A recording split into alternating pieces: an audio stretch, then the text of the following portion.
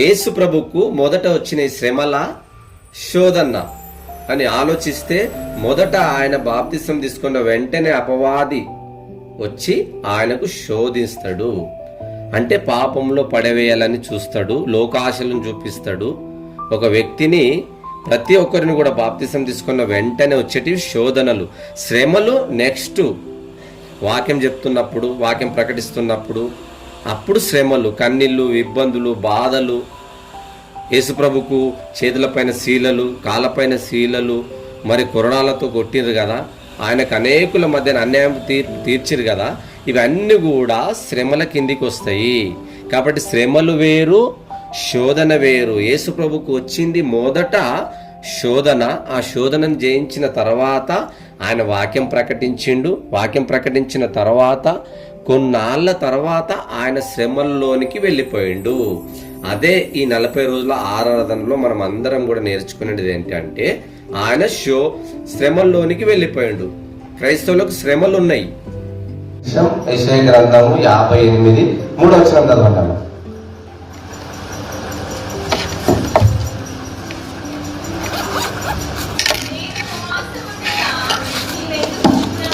చాలా, మేము ఉపవాసం ఉండగా నువ్వు ఎందుకు చూడవు? దేవునితో ముఖాముఖిగా ప్రశ్నిస్తున్న ఇశ్రాయేలు, మేము ఉపవాసం ఉండగా నువ్వు ఎందుకు చూడవు?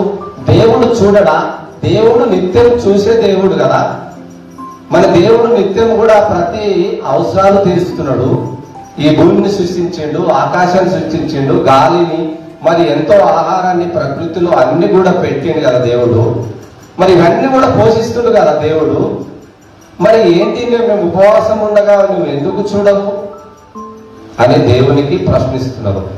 ఆకాశమున సింహాసనం, భూమిన పాదపీఠం అన్న ఆ మహాశక్తిమంతునికి వీళ్ళు ప్రశ్నించడం ఏంటి?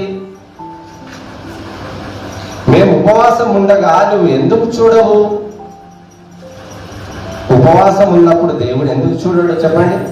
ఉపవాసంలో, మన ఉపవాసంలో లోటు ఉండొచ్చు, మన క్రియల్లో లోటు ఉండొచ్చు. మనం ఎలా ఉపవాసం ఉంటున్నాము, ఎలా బ్రతుకుతున్నాము, ఎలా నడుచుకుంటున్నాము, ఉపవాసం ఉండి ఎలా ఉండాలి, ఎలా బ్రతకాలి, ఎలా ప్రకటించాలి, ఎలా నేర్చుకోవాలి అన్నదే దేవుడు కోరుకుంటున్న ఉపవాసం.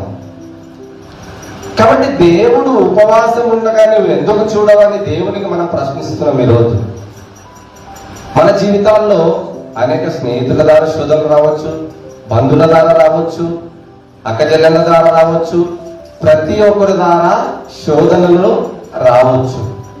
అంత మాత్రంలో దేవునికి మనము ఎందుకు నువ్వు చూడవు అని అడగకూడదు.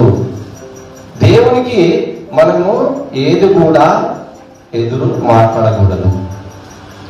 దేవుడు కూడా సమస్తము తెలుసు, నీ అక్కరలేమో నాకు బాగా తెలుసు, కాబట్టి నీకు ఏం అవసరమో నాకు తెలుసు. అయినా నువ్వేం ఉపవాసం ఉండగా నువ్వు ఎందుకు చూడవు? చదవమని.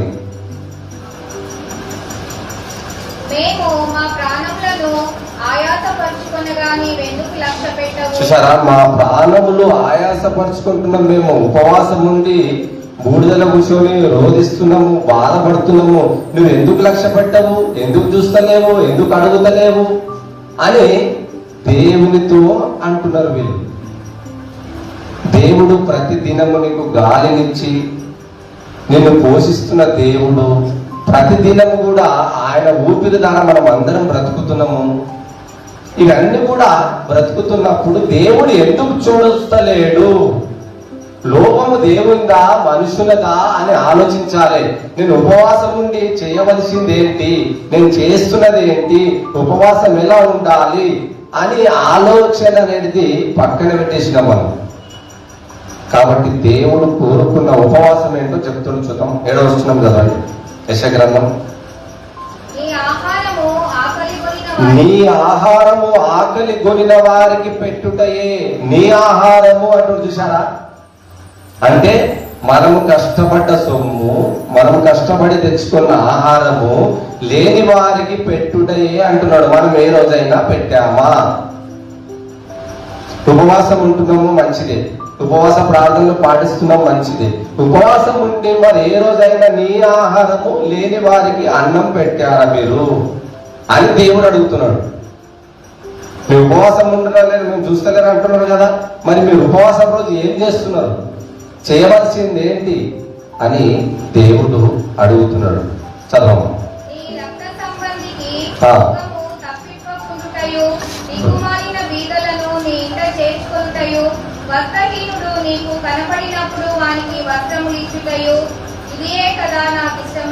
ఇదే కదా నాకు ఇష్టమైన ఉపవాసము. ఈ ఉపవాసం ఎంతమంది క్రైస్తవులు పాటిస్తున్నారు? మేము ఉపవాసం ఉండగా నువ్వు చూస్తలేవు అని దేవుని ప్రశ్నిస్తారు కదా మీరు. మరి ఈ ఉపవాసంలో మీరు ఎంతవరకు మనం అందరం కూడా పాటిస్తున్నాము? క్రైస్తవులు యావత్ ప్రపంచం కూడా ఎంతవరకు పాటిస్తున్నారు? పాటించినప్పుడే కదా మనం నిజమైన క్రైస్తవులము. మనం 2 సార్లు దావత్లు పెట్టుకున్నాం, ఒకసారి పెట్టుకున్నాం, మనమే సావాసంలో కలిసి పెట్టుకున్నాం, ఇది ఓకే, అంతవరకు బాగుంది. మరి లేని వారికి పెట్టారా మీరు అని దేవుడు అడుగుతున్నాడు. ఇవి నా మాటలు కాదు. మీరు ఉపవాసం ఉండి ఆహారం లేని వారికి ఆహారం పెట్టారా? లేదు. మరి అలాంటి అప్పుడు మీ ఉపవాస ప్రార్థన నేను అలా అంగీకరిస్తా. మీరు ఇవన్నీ పాటించి ఇవన్నీ కూడా కరెక్ట్గా పాటిస్తే మీకు ఎలాంటి మేలు జరగబోతుందో అక్కడ చెప్తాను. చదవము. అలాగున నువ్వు చేసిన ఎడల నీ వెలుగు వేకువ చుక్కవలే ఉదయించును, స్వస్థత నీకు శీఘ్రంగా లభించును. చూసారా, నువ్వు అలాగ చేసిన ఎడల, నా ఆజ్ఞలన్నీ గైకొన్న ఎడల, ఇవన్నీ కూడా నువ్వు పాటించిన ఎడల నీకు శీఘ్రంగా నీకు స్వస్థత లభించును అని చెప్తుంది దేవుడు. ఇవన్నీ కూడా పాటించవలసింది మనం. పెద్ద బరువు కాదు, కొండెచ్చి మన నెత్తి మీద మోపినవాడు కాదు దేవుడు. ఎన్నోసార్లు వింటున్నాం కదా వాక్యము ఈ ఉపవాసం గురించి. మరి ఇవన్నీ కూడా పాటించాలి కదా మనము. కొంచెం మనం పాటించినప్పుడే కదా మనకు స్వస్థత కానీ, మన రోగాలు కానీ, మనకు అప్పులు కానీ, మనకు బాధలు కానీ ఇవన్నీ కూడా పోవాలంటే అంతటా కూడా ఐక్యత కావాలి. ఐక్యత లేదు ఈరోజు. చదవము. నీ నీతి నీ ముందట నడుచును. చూసారా, నీ నీతి నీ ముందట నడుచును, నీ వాక్యము నా పాదములకు దీపం అన్నాడు దేవుడు. కాబట్టి దేవుడు ఏమంటుండంటే నీ నీతి నీ ముందట నడుస్తుంది, నీకు అప్పుడు ఏ అపాయము రాదు అంటుడు దేవుడు. నీకు ఎలాంటి బాధలు రావంటుడు. ఇవన్నీ చేసినప్పుడు చదవము.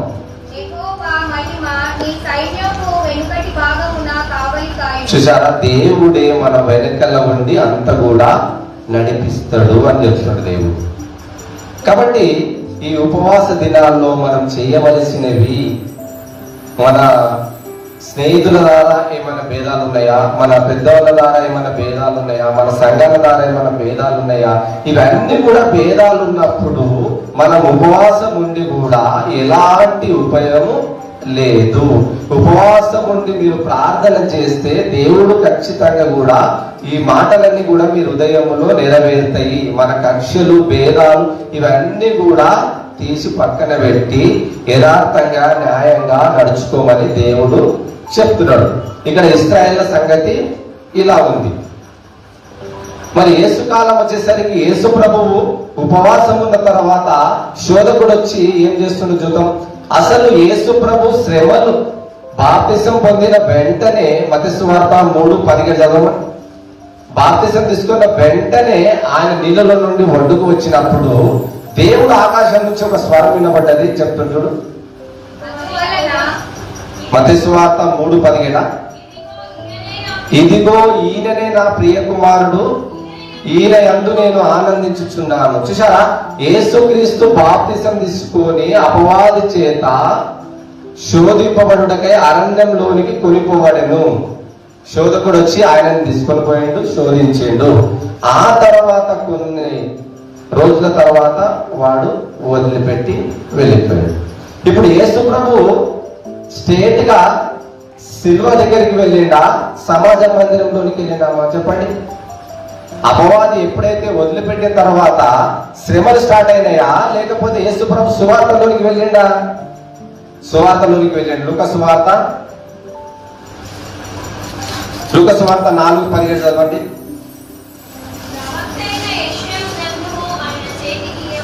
ప్రవక్త అయిన యెషయా గ్రంథము ఆయన చేతికి ఇయ్యబడెను. ఆయన గ్రంథము విప్పగా ప్రభు ఆత్మ నా మీద ఉన్నది, బీదలకు సువార్త ప్రకటించుటకై ఆయన నన్ను అభిషేకించెను. చూసారా, యేసుక్రీస్తు బాప్తిసం పొందిన వెంటనే నీళ్ళ నుండి ఒడ్డుకొచ్చిండు. ఈయన నా ప్రియ కుమారుడు, ఈయన మందు మీరు మాట అంగీకరించిన ఎడల మీకు ధన్యులని చెప్పాడు దేవుడు. ఈయన మాట వినండి అని ఆకాశం నుంచి ఒక మాట వినబడింది. మరి యేసు ప్రభు శ్రమలు తర్వాత వచ్చినాయి. అప్పుడు సమాజ మందిరంలో మొట్టమొదటిసారి యేసుక్రీస్తు బోధ చేసింది అక్కడనే. యోర్దాను నుండి వచ్చి తాను పెరిగిన నజరేతుకు వచ్చిండు ఆయన. పై వచ్చిన 16. తర్వాత ఆయన పెరిగిన నజరేతుకు వచ్చెను. తన వాడుక చొప్పున విశ్రాంతి దినమందు సమాజ మందిరంలో వెళ్ళి చదువుటకై నిలుచుండగా ఆయన చేతికి ఇయ్యబడింది. చూసారా, యేసు ప్రభువు యోర్దాను నుంచి చక్కగా నజరేతుకు వచ్చిండు. సమాజ మందిరంలోనికి విశ్రాంతి దినంగా వెళ్ళిండు. అక్కడ వెళ్ళగానే అనేకులు ఆయనకు గ్రంథం ఇచ్చిండు. ఒక గ్రంథం ఇవ్వగానే యెషయా గ్రంథం ఇచ్చిండు. యెషయా గ్రంథం ఇవ్వగానే ఆయనకి ఏం కనిపిస్తుంది? ప్రభు ఆత్మ నా మీద ఉన్నది, బీదలకు సువార్త ప్రకటించడానికై ఆయన నన్ను అభిషేకించెను అని అంటున్నాడు.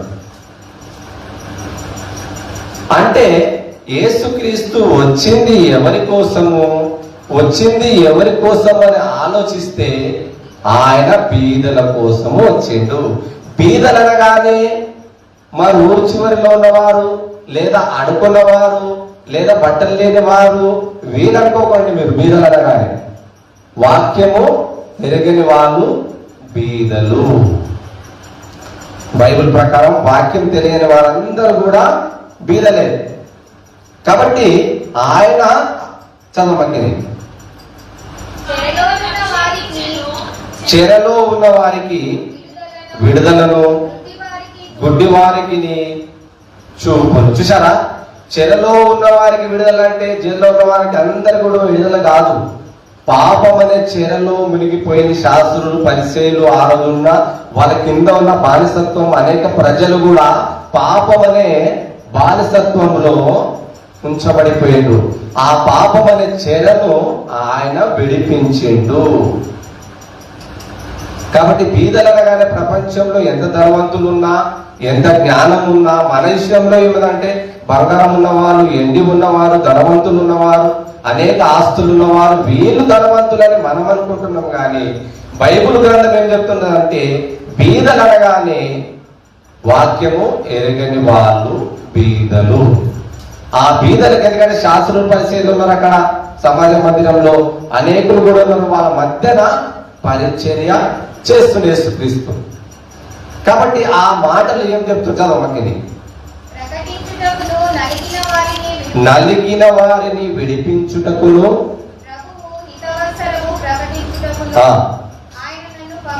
ఆయన నన్ను పంపి ఉన్నాడు. యేసుక్రీస్తు ఎందు గురించి వచ్చిందని మనం ఆలోచిస్తే పాపులను రక్షించుటకు, బీదలను రక్షించుటకు, ఏమి తెలియని వారికి రక్షించుటకు ఆయన ఈ భూమిపైకి పంపిండు.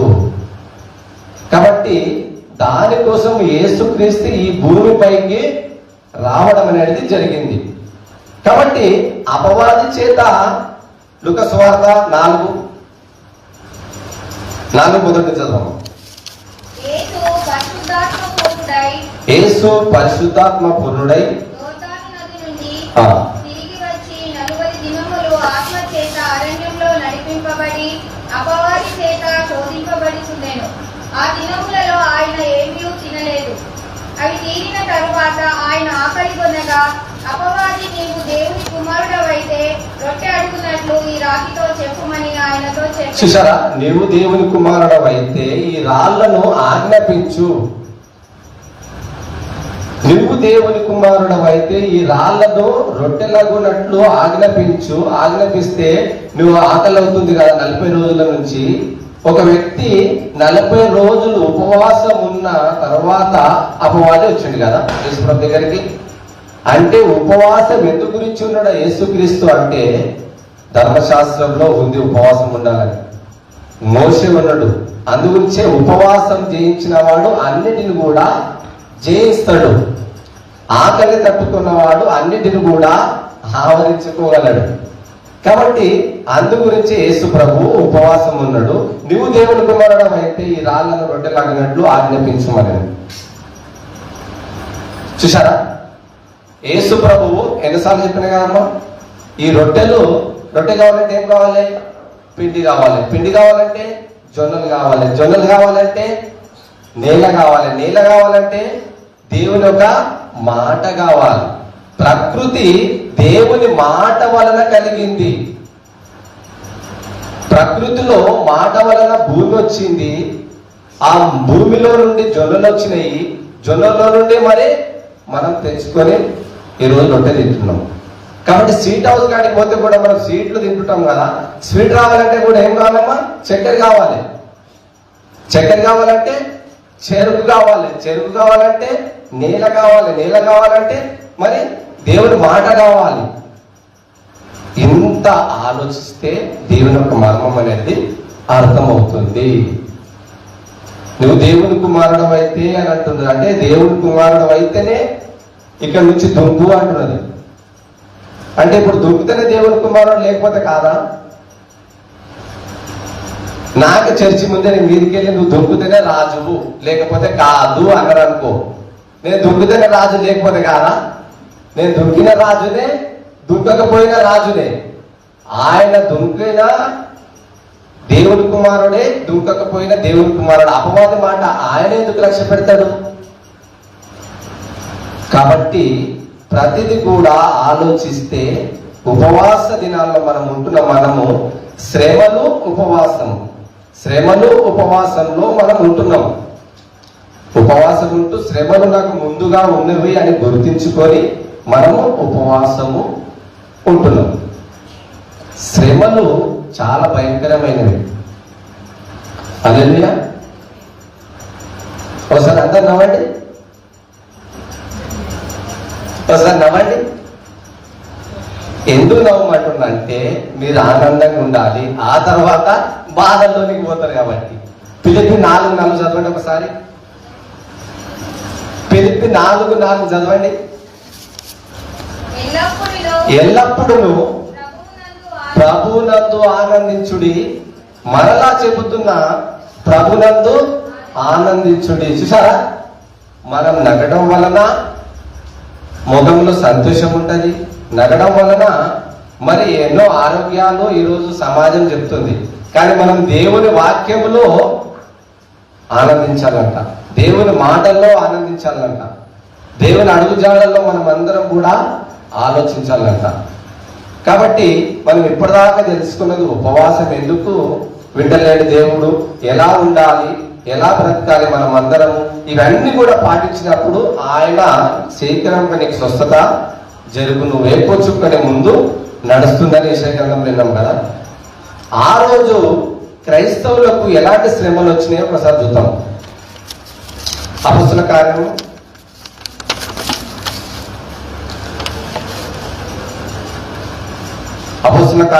8:1 చదవండి. ఆ కాలమందు యెరూషలేములోని సంఘమునకు గొప్ప హింస కలిగినందున అపొస్తలులు తప్ప అందరూ యూదయ సమరయ దేశమంతా చెదిరిపోయిరి. చూసారా, ఆ రోజు సంఘమునకు గొప్ప హింస కలిగింది. మొదటి 100 ఏళ్లలోనే యేసుక్రీస్తు వెళ్ళిపోయిన తర్వాత శిష్యులందరూ సువార్త ప్రకటిస్తున్న ఆ సమయంలో భయంకరమైన శ్రమ కలిగింది యెరూషలేము సంఘానికి. సంఘం అంటే మనుషులకు. మరి 12 మంది శిష్యులు తప్ప అనేకులు కూడా చెదిరిపోయారంటే ఎక్కడో పారిపోయారు. భయంకరమైన శ్రమలు. అలాంటి శ్రమల్లో బలంగా కట్టబడింది ఈ సంఘం. మరి అలాంటి శ్రమలు మనకున్నవా అంటే అలాంటి శ్రమలు ఇంకా రాలేవు. అది మొదటి శతాబ్దంలోనే అనేకులకై శ్రమలు వచ్చినాయి. చదవము.